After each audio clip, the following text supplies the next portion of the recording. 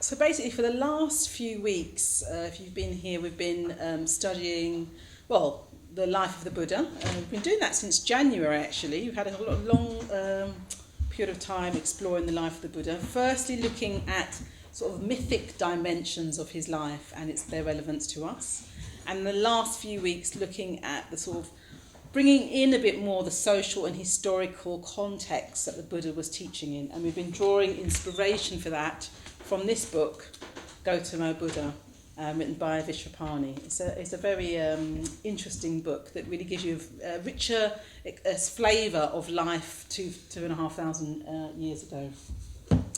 So last week, Akasha Mitra gave a very evocative account of a king's meeting with the Buddha, and that was the theme of the Buddha in the world. It was about meeting this king, and he was a very troubled king. He was very troubled. He couldn't find peace anywhere, sort of beset with fear and anxiety, and that was because he had murdered his father. He had murdered his father so he could get the throne. And the story is all about, what the teaching the Buddha gave him. So we sort of also heard last week that involved in the plot of the killing was the Buddha's cousin, Devadatta. But we didn't hear too much about him last week, so I'm going to pick up the story of that this week. And our theme for this evening is conflict and crisis. So let's talk about this character, Devadatta, the Buddha's cousin. So yes, he was the Buddha's cousin. I don't know what the differences in ages were, but I sort of imagine that he was sort of following the Buddha before he became a Buddha. Siddhartha, his name was, before he became a Buddha. He was a prince, a wealthy young man.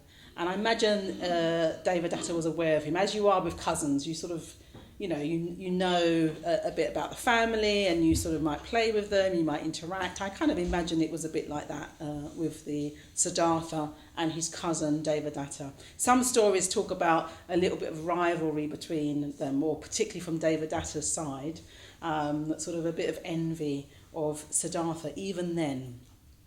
But really the story starts, and this episode that I want to tell you about really starts, as we know, the Siddhartha left home, he became enlightened.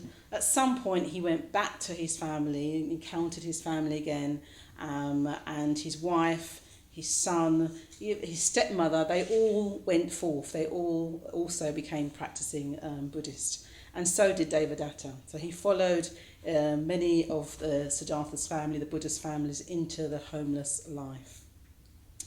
So we hear that he was at some point a sort of an accomplished practitioner, Devadatta, in that he had developed psychic abilities, and I get the sense of quite a charismatic man, really sort of quite confident and sure of himself. So this is Devadatta. And he's obviously seen how positive and successful the Buddha has been at really not just building a Sangha, but really beginning to transform sort of Indian society. So Buddhism really spread all over India, and it really made quite it was very dramatic, actually, difference to Indian society in lots of different ways. So Devadatta has been part of this. He's a monk. He's also practicing. He's seen the impact that the Buddha has had. And, I imagine that at some point he thought, I like what's happening. I like what the Buddha's doing. He's leading. He's really influential. He's able to have kings and all kinds of people sort of coming to him. I imagine Devadatta said, I'd like a bit of that. I'd like some of that. So, we don't know how long that sort of thought began to sort of percolate. These things can start quite small, can't they? And then sort of grow as time sort of went on. But what we do know, and we're going to join the story when the Buddha, He's actually quite old at this point. He's in front of a very large gathering, hundreds of people, and there are kings. In fact, there's a King Bimbisara who was the king that was killed. So he's there, and there's many lay people there, many monks, many nuns, and it's a very vibrant scene. And the Buddha is there teaching. But he is old at this point. He is old, and we know this because Ananda, his attendant and friend, tells the Buddha this. He says, "It's strange," he says. "Your skin is no longer clear and radiant. Your limbs are flabby and wrinkled. Your body is stooped and all your senses are weaker." So we know that the Buddha is really getting old. And I think Ananda is like, this is weird, isn't it? Because you're aging like everybody else is aging. And actually, aging is a strange thing. Aging is a very strange thing because you think, oh, your body's changing and you don't have any control over it. So, the Ananda is sort of reflecting on that. And then he's saying, gosh, even the Buddha in his enlightened being is also subject to aging. How strange. So yes, the Buddha's getting old. And Devadatta, who's presumably younger than him, he's been biding his time all this time, and he can see that the Buddha is diminishing sort of physically. But he still has all sort of mental and emotional strength, really. That hasn't diminished in any way. In fact, it probably, I don't know how this works, but I imagine the Buddha was still, had all the energy, all the warmth, all the love, strength, emotionally, spiritually, from the Enlightenment experience. That doesn't diminish. So anyway, there's this large gathering and the Buddha is there, hundreds of people. It's one of those very significant occasions, and Devadatta knows that this is the time for him to make his claim. So he steps forth in front of the whole gathering and says this: "Lord, you're really getting old. You're coming to the end of your life. You really now deserve just to rest and enjoy yourself. Let me lead the community. Hand it over to me." So the Buddha says, "Say not so, Devadatta, say not so." So Devadatta asks again. And for a second time, the Buddha says, "Ask me not that, Devadatta, ask me not that." And the tradition is, if you follow the sutras, the tradition is that if you ask the Buddha something once and he doesn't want to give an answer, then you ask him a second time, he doesn't want to give an answer, then the third time he's really going to give you an answer. So this is what happens. Devadatta is quite bold. He knows this. He knows what the tradition is as well. He knows it the third time. He's pretty bold, and he continues in front of the crowd. And I imagine that the crowd are just holding their breath. What is going to happen? I imagine there's anxiety, nervousness. I imagine there's some fear. I imagine there's astonishment about the whole thing. So what is the Buddha going to say? So he approaches him again and says, "You're old. Let me now lead the community." So there are different sources of what the Buddha says. So in one version, the Buddha says, "Enough, Devadatta. Do not aspire to govern the community. I would not hand on its leadership to Moggallana or Shariputra, let alone to you." So Moggallana and Shariputra are the chief disciples of the Buddha. They're really inspirational, really famed for their wisdom and everything, prowess. So that's one version. But there's a slightly tougher one, so I'll share that with you. So, same thing. "Enough, Devadatta. Do not aspire to govern the community. I would not hand on its leadership to Moggallana or Shariputra. How could I do so to a wretch like you, who should be vomited out like a ball of spit? So,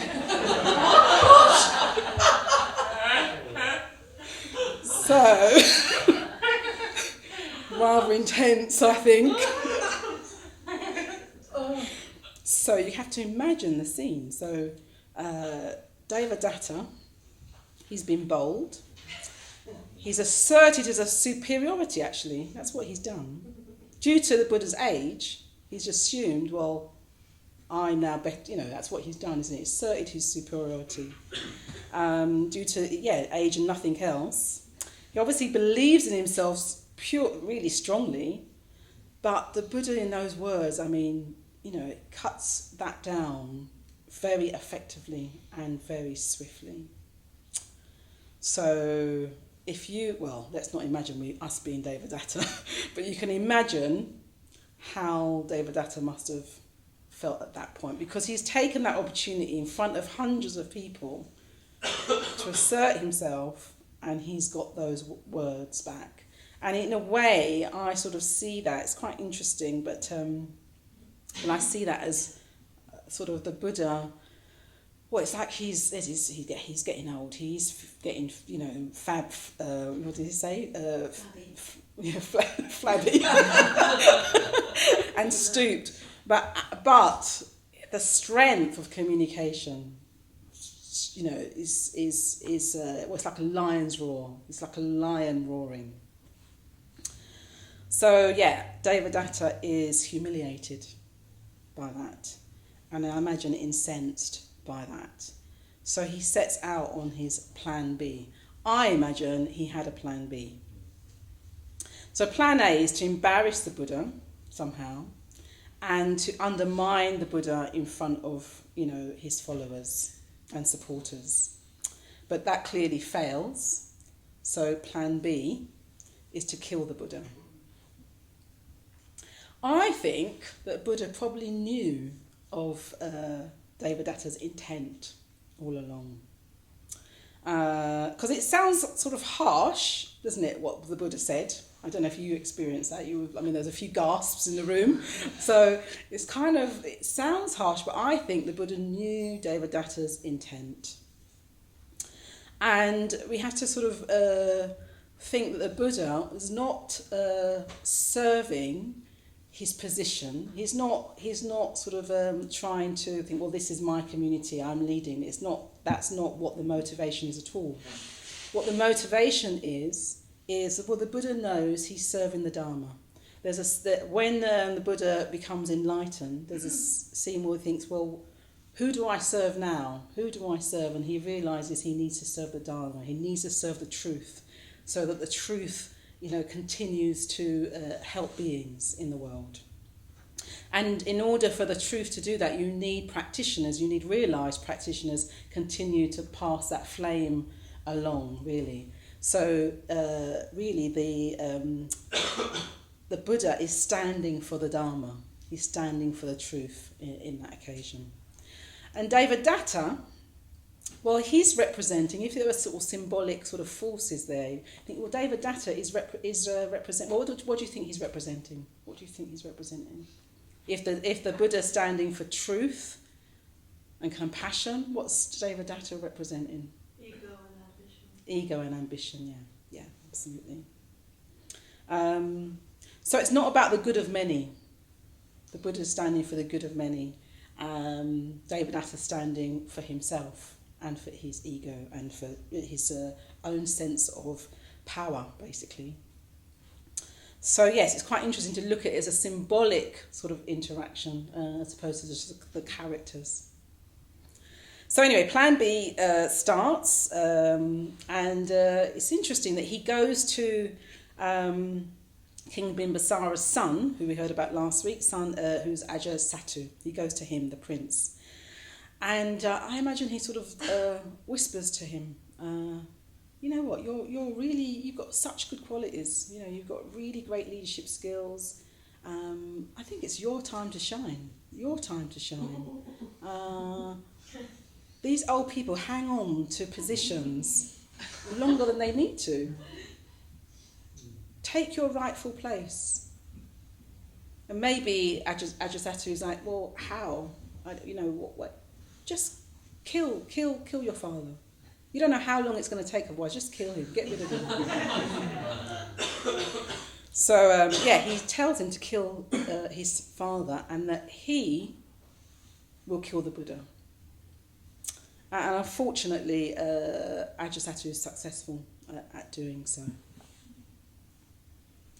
And Devadatta makes 3 attempts on the Buddha's life. So he first sends some bandits to kill the Buddha. And they have this really elaborate plan where they go in 2s and then they go in 3s and then they go in 4s. But each time, each sort of pair or 3s approach the Buddha, they're overcome with the Buddha's warmth and love and fearlessness. And they go for refuge. So Devadatta's furious with this, and he said, well, I can't rely on people to do this, so I will get an animal. So he releases an elephant, a wild rampaging elephant. I've never seen a wild rampaging elephant, but I can only imagine that it's, well, I can't even imagine it really. But just this is force coming towards you.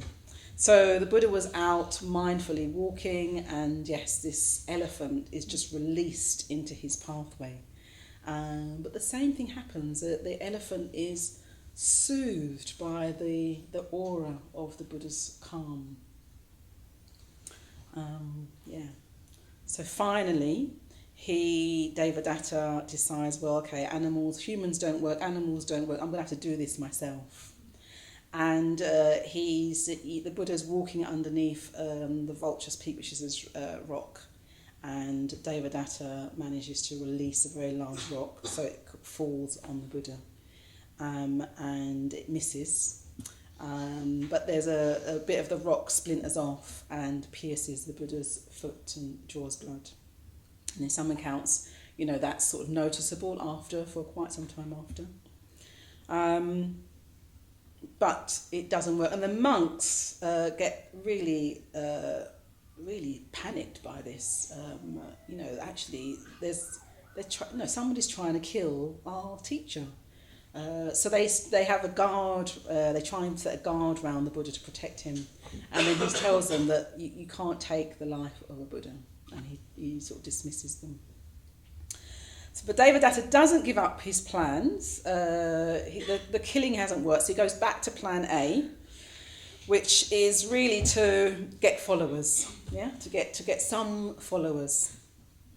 And so what he does, he sets out 5 rules, 5 sort of new rules that he wants to put to the whole Sangha to really obey. And these rules sort of state that anyone who wants to be a Buddhist and practice needs to really do it in the authentic manner, which is to live as a homeless wanderer, live in the wild, forage for food, in the way that the Buddha did at times, and many of his followers have done. But by that time, there's a really established sort of monastic community who have sort of settled dwellings, and there's many lay people as well. And then there are still some wandering monks as well, practitioners. But he says this is the only true way to practice, and really we need to go back to the authentic manner. So these rules are put to the Buddha, and also in the meantime he accumulates lots of followers, Devadatta, who agrees or likes that way of practicing. So he has 500 followers who sort of accompany him. And these rules are then put to the Buddha, who rejects them outhand. And he encourages his followers, he encourages all practitioners, yes, to practice intensively in whatever lifestyle they have adopted. And then some accounts is that, Devadatta's influence after that fails, partly because Shariputra one of the Buddha's disciples. He hangs out with the 500 followers. He's a very impressive, inspiring teacher. Starts teaching, and they can see the true way, and they gradually fall away from Devadatta's influence. And Devadatta's really furious, devastated, and one or two accounts just describe him as sort of just becoming more and more bitter, sad, lonely, and then sort of fading out really. A more dramatic account, which is probably in keeping with the villain, is that he hears of these 500 monks defecting and leaving him.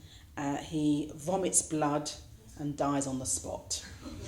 So you can choose whichever version you want. So yeah, it's a very salutary tale there, really. But his plans fail, clearly, and as a result, we have the Dharma that we have today. So something to think about. So anyway, there were lots of other crises and conflicts in the Buddhist day. I came across one just last week, actually, which I was like, I hadn't heard that one before. So it's basically where some monks were falsely accused of raping and murdering a young woman. And in fact, the young woman had been murdered by a community, another spiritual community. They were growing more and more jealous of the Buddha's influence, and his teachings and what people said about him, and they just wanted to completely discredit the community and the Buddha. So they actually killed this woman and buried her body in the sort of grounds where the monks would be. And then they discovered the body and made a big sort of thing of it. And obviously the villagers were horrified, up in arms, and the monks were under intense criticism, fear of attack really from the villagers. So they go and see the Buddha, really frightened and scared. And the Buddha tells them to control their fears, as they have nothing to be frightened about, as they are innocent of the accusations. So firstly, I thought that's very positive, isn't it? If you've been falsely accused of something, and you're innocent of it, then what your first thing to do is to manage your fear. So he tells them to be calm and to tell the truth from that place of calmness, and encourage others to also tell the truth. And then he says, when harsh words are spoken to a bhikkhu, to a monk, let him endure with an unruffled mind. So that sort of harsh words will be spoken, and endure. That's sort of forbearance, isn't it? It's some level of, I have just to be with this, with an unruffled mind is an unreactive mind. Knowing that you're innocent of what's, you've been accused of. And apparently the lay people were very impressed with the monks' demeanour around what was a lot of chaos. And they were impressed with their honesty as well. And eventually the accusations died down or stopped. And then more effort was made in actually discovering who the real culprits were, and they were discovered. So that's another crisis there. And the Buddha intervened in other. So sometimes there were other social and political crises going on around the community as well. So there was a point where there's a real crisis about the use of water in a river. Two opposing sides were about to go to war, and the Buddha intervened and was able to stop that war. So there was lots of incidences like that. And at times he wasn't able to have the influence that he wanted. He would try to intervene in a situation and war would still happen. In fact, his clan that he originated from, the Shakyan clan, were apparently wiped out at one point through war. So yes, so conflict and crisis in the Buddha's day. What can we learn from it? So yeah, as we've heard, we've had all types of incidents. There was one we heard about, Bradra spoke about a few weeks ago, a very famous one called the quarrel at Kasambi. Just to refresh your minds on that, two monks get into a dispute, a really minor domestic dispute, this one.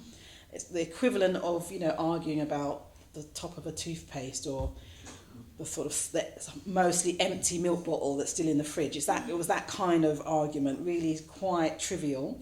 They develop views about the right way of behaving, and they start arguing about the monastic code. And then factions start, people start taking sides, and really, really escalates to quite a pitch. So the Buddha, hears about this and he goes to see them and to help restore order. He speaks to them. He's not really interested at all in, who's right about how they should have done this domestic thing. That's not his concern. His concern is how they are treating each other. Anyway, he's trying to speak to them, and they just say to him, look, it's got really nothing to do with you. Leave us to it. We'll you go off and meditate. I really like this story because the Buddha does exactly that. He goes off and he meditates in the forest, and leaves them to it. It's quite interesting because the quarrel does eventually end, and he ends by, it's the lay people, because the lay people are supporting the monks. It's them that's giving them food and other supports, and the lay people stop giving them food. So it's them that holds the key to this. It's quite interesting, isn't it? It sort of doesn't always come where you expect change to come. So yes, the lay people stop giving them food, and then suddenly they realise, oh, well, actually this is not going to work for us to keep arguing in this way. The lay people really are looking to them for inspiration. They're looking to them they're devoting themselves full time to practice so that they can benefit the world. So the lay people really need them to follow the practice and to practice ethics so they can also benefit. So if they're not doing it, why would they be supporting them? That's the logic there. And then apparently, so anyway, they come to their senses, and then at that point they seek the Buddha's counsel. So there's quite a few. The Buddha talks quite a lot about conflict actually in different sort of sutras, but in this one he says there's 6 roots of conflict in the Sangha. So there's conflict outside the Sangha, social, political conflicts, family conflicts, and then there's conflicts within the spiritual community, the Sangha. So he says there's 6 roots of conflicts in the Sangha. So if a practitioner is angry or resentful towards the Buddha, Dharma or Sangha, or the teacher, Dharma or Sangha, if a practitioner or bhikkhu is disrespectful, insolent or contemptuous, envious or avaricious, deceitful or fraudulent. So those are the 6 roots of conflict in the Sangha. And I'll read you actually what he says. He says, "Here, Ananda, these 6 roots of disputes." What 6? Here, Ananda, a bhikkhu is angry and resentful. Such a bhikkhu dwells disrespectful and undeferential towards a teacher, towards a dharma, and towards a sangha, and he does not fulfill the training. A bhikkhu who dwells disrespectful and undeferential towards a teacher, towards a dharma, towards a sangha, and who does not fulfill the training, creates a dispute in the sangha, which would be for the harm and happiness of many, for the loss, harm and suffering of gods and humans. Now, if you see any such root of dispute, either in yourselves or externally, you should strive to abandon that same evil root of dispute. And if you do not see any such root or dispute, either in yourselves or externally, you should practice in such a way that that same evil root of dispute does not erupt in the future. So it's pretty clear, isn't it? And then he goes through all the other things, like if you're angry, if you're, fraudulent and that kind of thing. So I was quite interested in that. When I looked at it, I thought, that's quite interesting, because in a way he really values the Sangha's role, the spiritual community's role, to sort of transform themselves, but it's also about alleviating suffering. He says for the good of many, for gods and humans.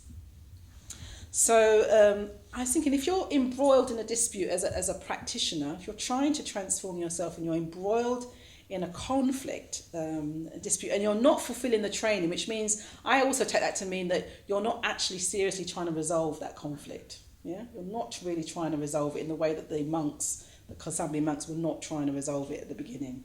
So if you're not trying to do that, you're, in a way, it undermines your whole practice. It undermines your whole sort of motivation and intent, because your energies are split, aren't they? There's part of you that wants to be good and positive and, kind and all the rest of it, and then the other part of you is very invested in maintaining, this conflict.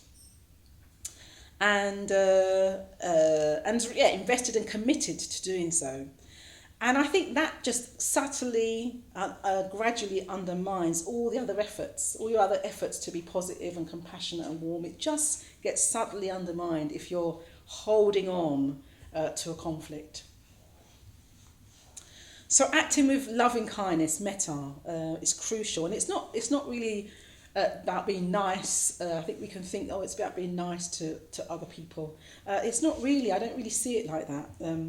It's nice to be nice, but really, it's really about alleviating suffering. That's what metta helps us to do.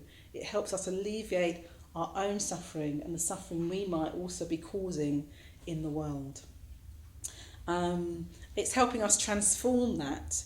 But also by transforming our own sort of, hatred, craving, hatred and ignorance, we're also, by the fact of doing that transformation, we're showing that it's possible. Yeah? We're showing that it's possible. You only have to have sort of someone to go away on retreat for, a week or whatever, and they come back, and people will comment on the changes that person, I had somebody saying that to me this evening, that, somebody close to them saying, you've really changed. And it shows, just doing that shows a possibility to others, yeah? Doing that work that we're doing. Shows a possibility, there's another way to live, and another way that our consciousness can be. And that is very powerful. You don't know what effect that's going to have, actually. Because we can think we're just doing it for ourselves, but actually it's having an influence in the world. You had a question. Yeah, no, I just, because you're talking a lot about some very good things, but I'm kind of missing the point of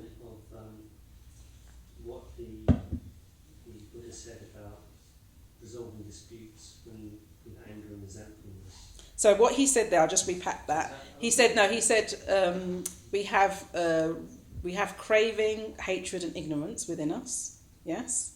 That's what keeps us suffering. That's what maintains our suffering. We all have that. So practicing metta is one of the ways we can gradually transform those. Yeah. But going back to you said you gave us a comment about it does not fulfil training. The training, yeah. And that whole thing. They said it. My brain's not relaxed enough to absorb and translate what you said. You said, that sounds pretty obvious. And you thought, it's not obvious to me. Really okay. Like, all right, don't worry. I'm unpacking it now, actually. So basically that is really, what that was about was the Buddha was saying it's about fulfilling the training, yes, and, resolving disputes, basically, and why that's important to do so. And I'm saying that actually we are often committed and invested in maintaining and keeping on a conflict. And if we are that, and you just have to look at your experience. I don't think I'm talking just about myself. If you look at your experience, when there's a conflict arisen, and we'll talk a bit, I'll go into that, why that is, a conflict has arisen, one of the first things that happens is that I'm right. I'm right. They're wrong. I'm good. They're bad. Yeah? Very kind of simple kind of ways that we see it. And therefore we're not thinking, okay, I need to transform this experience. I need to resolve the conflict. Usually we will resolve the conflict as we saw in the case of the monks, we'll resolve the conflicts when the pain of the conflict gets too much. Yeah? If the pain gets too much, or we just notice that we're suffering, then we begin to open up to the possibility of, I need to do something about this. Yeah? Does that all resonate with you? So fulfilling the training is the acts of resolving that conflict, and committing oneself to that. And the training is the precepts, the practices, the ethics, the practices that we have. The metta bhavana is a very good starting point, essential starting point for that. So metta, we need that. In fact, if you look around the world, it's literally pick up a newspaper, put the TV on, look at social media, and conflict is everywhere. And you can see hatred, you can see ignorance, you can see craving at large in the world. So the Buddha really values the importance of the spiritual community as a place, as people who are trying to do something different, who are consciously trying to transform that suffering.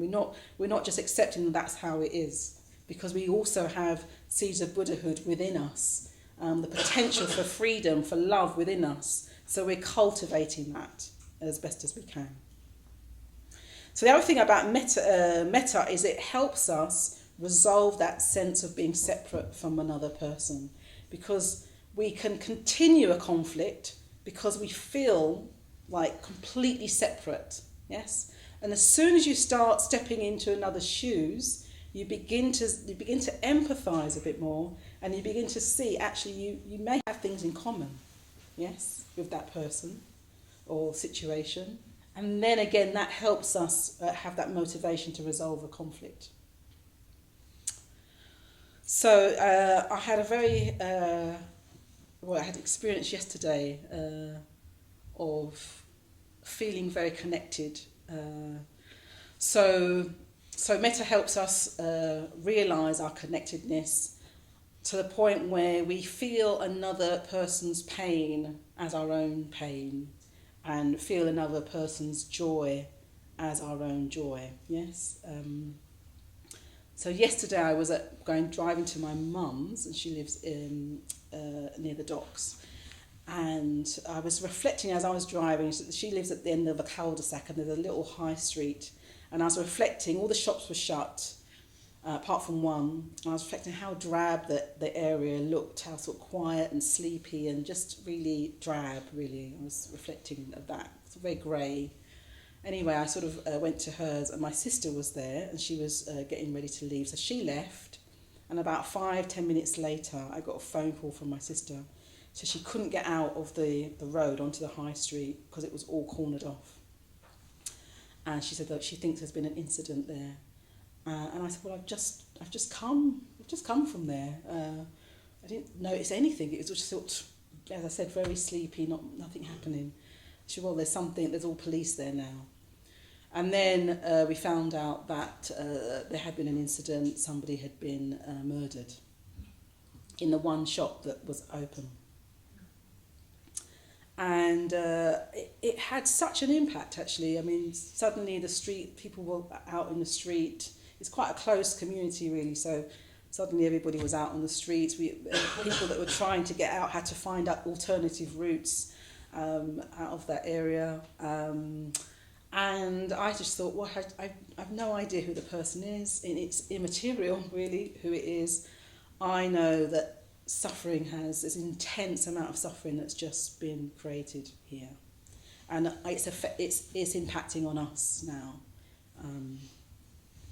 and yeah, it's one of those things that it just stays with one. Actually, it just stays with one. So I felt that those people's pain, and I knew that was also going to have ramifications far and wide, that incident. And I felt that as if I had known that person. Really, it really did have an impact on all of us. So yes, conflict and crisis. As I said earlier, conflict is inevitable. Even in a spiritual community, conflict is inevitable because we're still trying to transform. We have greed, hatred and ignorance, and we're still trying to transform that, so it's inevitable. But we're inspired by the fact that we can change, and we've been shown the way to do that.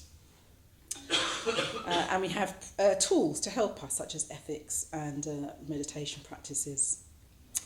So there's another sutra where a god called Sakka says to the Buddha, I don't get it. I don't get it. Everyone says they want to be happy. Everyone says they want to be happy. And yet there's so much conflict. Why is that? And the Buddha says, well, we have our likes and we have our dislikes. So that's true, isn't it? We have our likes and we have our dislikes. And that sounds fairly, well, yes, of course.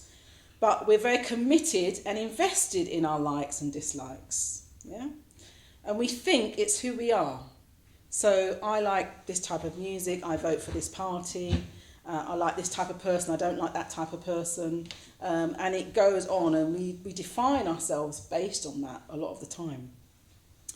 So when that's threatened in some way, then, problems begin. So, but Sakka, the god, isn't quite satisfied by that. He goes, okay, likes and dislikes. What causes likes and dislikes? So the Buddha says craving or desire. So we either want something or we don't want something. But either way, a lot of emotion is there. So then Sakka says, okay, what causes desire? So the Buddha says, thinking arises from the tendency to proliferation. So I'll say that again. Thinking arises from the tendency to proliferation. So let's unpack that a little bit. So mental proliferation is another word, short word for that is papancha. Papancha. And that's what happens when our thinking sometimes feels like it's got a life of its own. Yes? Have you had that experience where you probably have. You probably had it. You might have had it when you sat to meditate today. A sort of like our thinking just has a life of its own, and when it's papancha, it's fueled by negative emotion, fear, anger, anxiety, righteousness. There's a spinning out of control. We can get very overwhelmed with our thoughts when they're like that, and we lose perspective. And we're kind of just focused on our thinking, then our sort of narrative. We've just got one train of thought and we're very focused on that. And we're usually focused on what we want. Yeah, there's something that we want or we don't want. So papancha often fuels conflicts. That sort of mental proliferation will fuel conflicts, and it can lead to crisis as well. So any questions around papancha, any questions generally before I go on? Yes. So I've been talking about this, I've been thinking about a situation that I've been experiencing for quite some time, which has a lot of sort of resonance about the story you started off with about ambition. I'm trying to deal with that situation in a way that is sort of harmonious with the practice as far as I can. I've used a lot of methods with Bhavana about this particular situation and trying to sort of empathise with the person on the other side. How can you distinguish between that situation where the other person's motivations are perhaps not entirely good, should I use the word good, but Yeah. not entirely, that might be fueled by ambition and ego. Yeah, okay. So how do you deal with somebody else's so you're doing your best. You're trying to resolve the conflict. You're trying to have metta for the other person. Yeah. They may not be trying to do that, and their motives may be very mixed. Yeah. So what do you do around that? So any responses to that in the room before I come in? Go on, Martin. You got one. Slap them. Oh. Any helpful responses in the room? It kind of reminds me of the description about, I love this thing about the elephant. Yes. Buddha, and Yes. on the Wednesday cast, we were doing a Dharmnight, and she did that bit, but I didn't know the whole story. Right. So that's really resonated with me. I guess it's the simplicity of warmth, trying, but it's very difficult to put in practice, isn't it? Yeah, it is difficult to put in practice, but I think that's a good example in a way, because it's kind of like we can't control somebody else's behaviour. We can speak truthfully. I mean, the in the story with the monks who were falsely accused, the Buddha said, "Tell the truth. Encourage others to tell the truth." We can't control somebody else's behaviour, though. We can only work on our side of it. But we can tell the truth kindly, helpfully, as we see it, if we think it's going to have a positive effect. Yes? But you have to just keep working on our side of things. And we can't sort of make somebody change their motivation. Yeah? So trying to like, because I think that sort of causes frustration, doesn't it? Well, I'm trying you, but actually we're doing what we need to do. And it's interesting that sometimes that has an effect, but not necessarily directly. You Okay, don't have question. control over anybody else. Yeah. Well, Okay. that's true. But I think what was sort of interesting really was the strength of the Buddha's response Yes. to that when pressed, and that is in a sense allowable if that's a truth.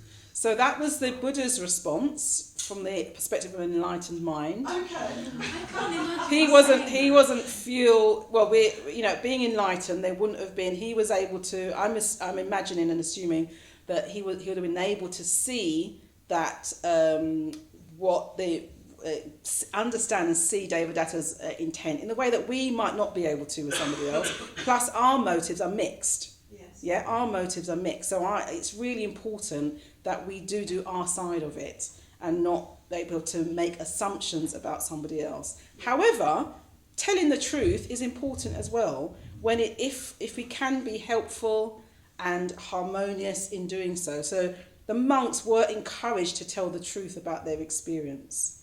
And I'll come on to that in a bit about the speaking up side of things, yeah?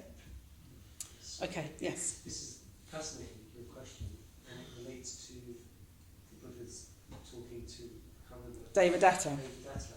Because my question was going to be similar to that, but more from the point of view of in the Sangha, you've got somebody who will resolve, but the other person doesn't want to talk about it. Yes.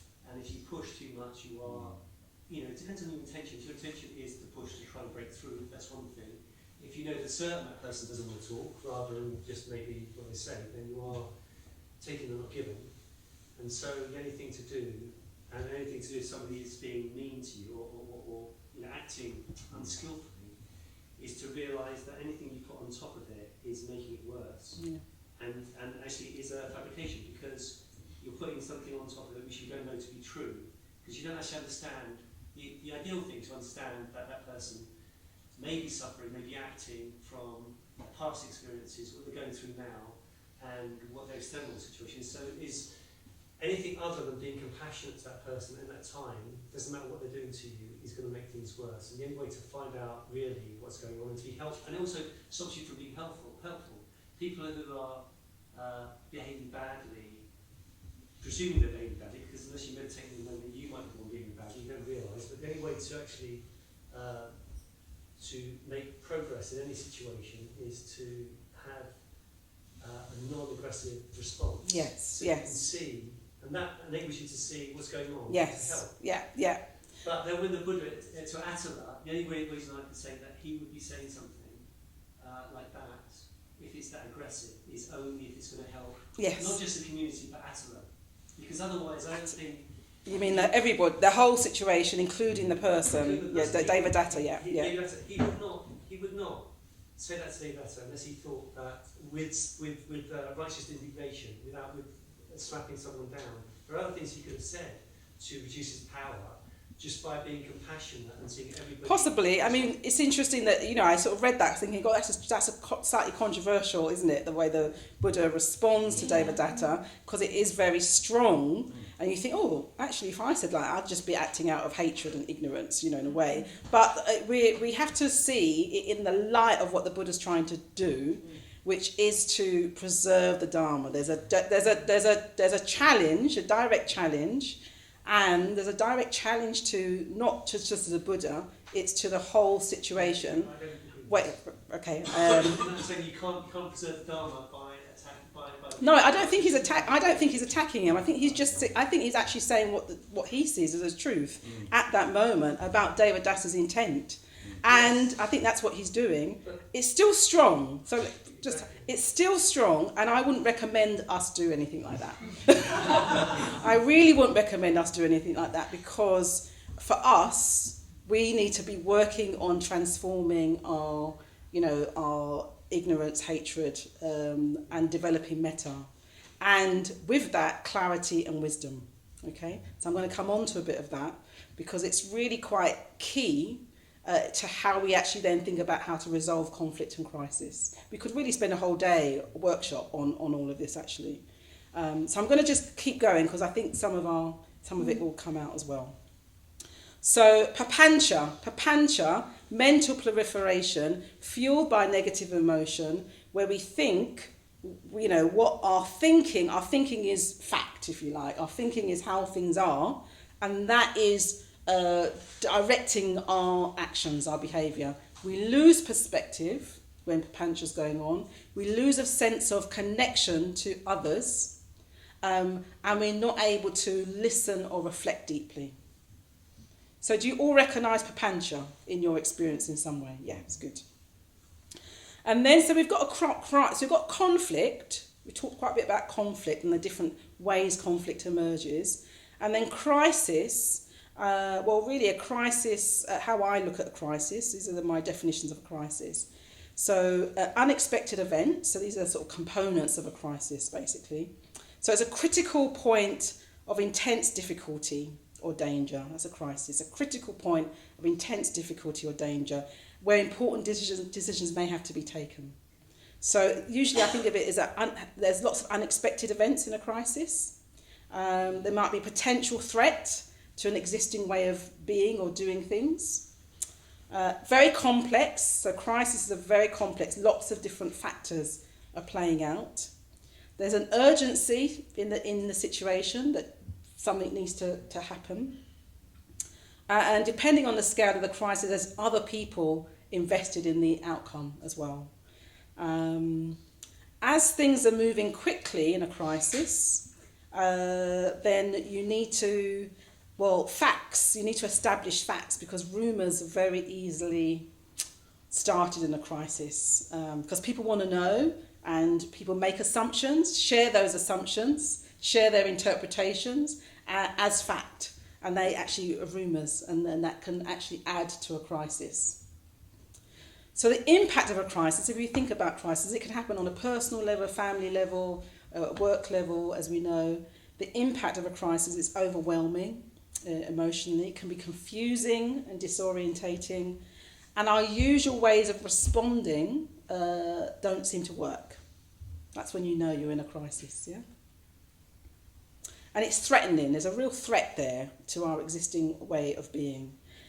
So there's sort of two ways we can react to a crisis. We can want to protect and defend a situation that we hold dear, or we think has served us or been important. We sort of protect or defend that. Or we might be on the attack, wanting to get rid of a situation. Or we might be, is another way, we could be just overwhelmed and in denial as well. So these are three ways we can react to crises. And all of these are based on the wanting something to be a certain way or not wanting it to be a certain way. Yes? Back to the Buddha's cause of conflict.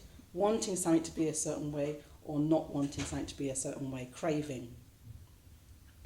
So yes, so I'm going to say 5 things to think about how to deal with a conflict. And these are not definitive by any, as I said, we could probably do a whole day on this, but let's just pick out a few things from the stories and, reflections.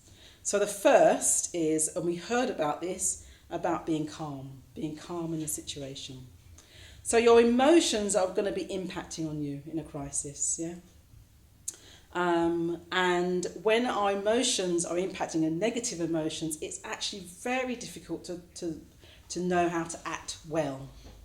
In fact, I said to my hairdresser, in my ear, I said, what do you do in a crisis? And she went, I'm just trying to be calm. Just try to be calm, because if I'm anything else, it's all going to go wrong.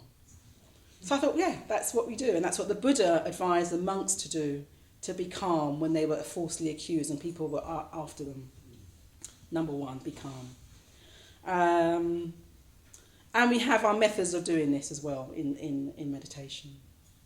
So secondly, be mindful of papancha.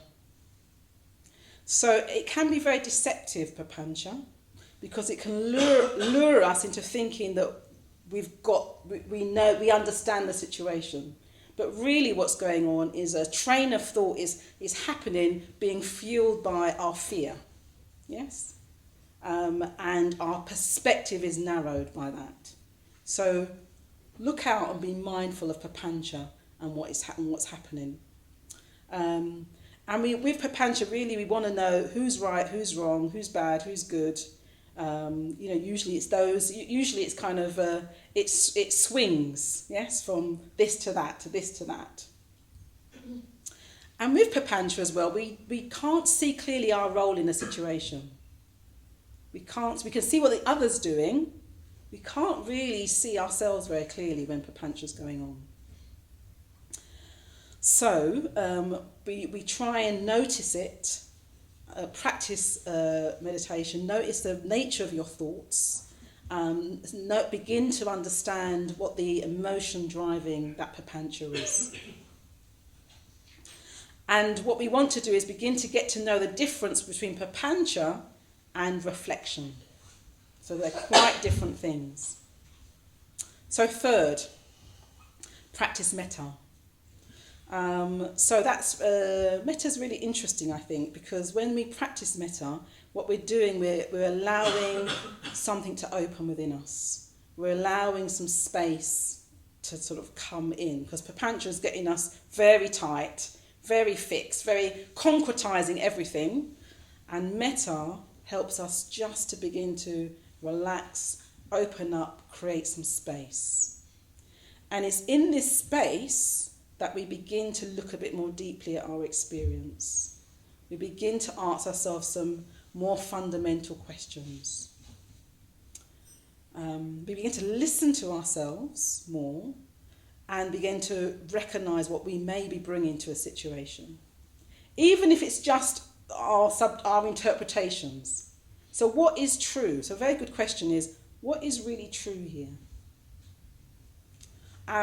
We have our interpretations and we believe that, but actually asking ourselves when we have some openness and space, what is true, what do we really know, produces often a different answer.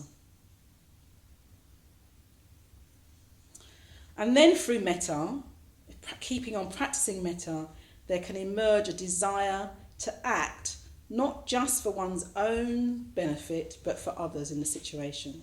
You begin to see that you're suffering, but somebody else is suffering as well. Other people are suffering. The desire to act a bit beyond one's own interest. And I think we saw an amazing example of that when Nelson Mandela came out of prison, because he had lots of time for reflection.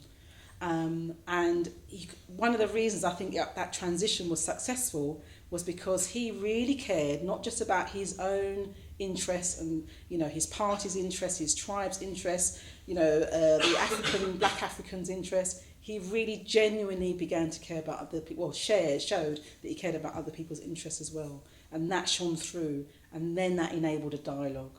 So metta, keeping on practicing metta, begins to open us up to others and what they may need or how they see the situation, and they're suffering in it.